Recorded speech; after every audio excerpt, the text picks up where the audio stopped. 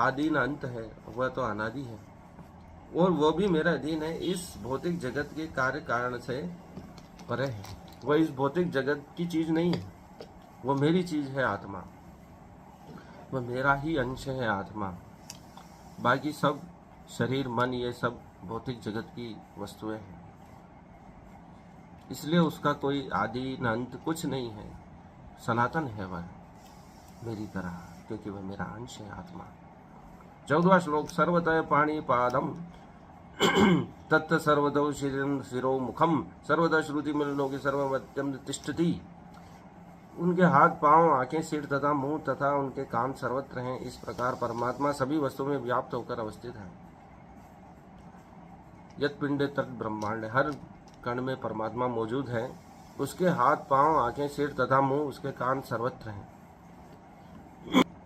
इस प्रकार परमात्मा सभी वस्तुओं में व्याप्त होकर अवस्थित है, सभी वस्तुओं में स्थित है। उसकी मौजूदगी हर जगह है।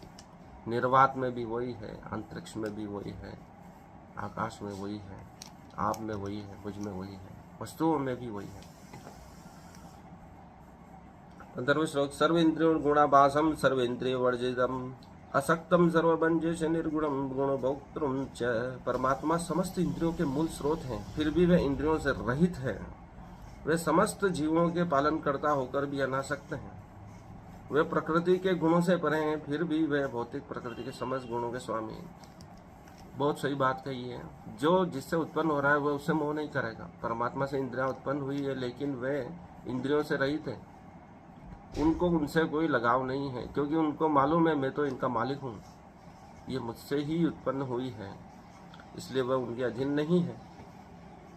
वे समस्त जीवों के पालन करता हो कर भी अनासक्त हैं। वे सभी का पालन करते हैं, लेकिन वे उनसे कोई आसक्ति नहीं रहते। यह ठीक प्रशासक शासक के लिए उन्होंने नियम बताया है कि वह सत्ता को संभालते हैं तो अनासक्त भाव से संभालना चाहिए। अपनी उपस्थिति को अनुपस्थिति में बदल ले। जैसे परमात्मा सब जगह मौजूद है, लेकिन दिखाई किसी को नहीं देता है, इसलिए न्याय का शासन सब जगह मौजूद हो, लेकिन न्यायकर्ता सब जगह दिखना नहीं चाहिए।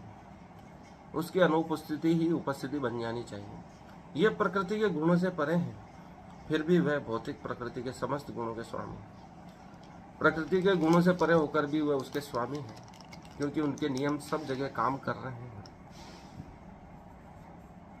16वां श्लोक।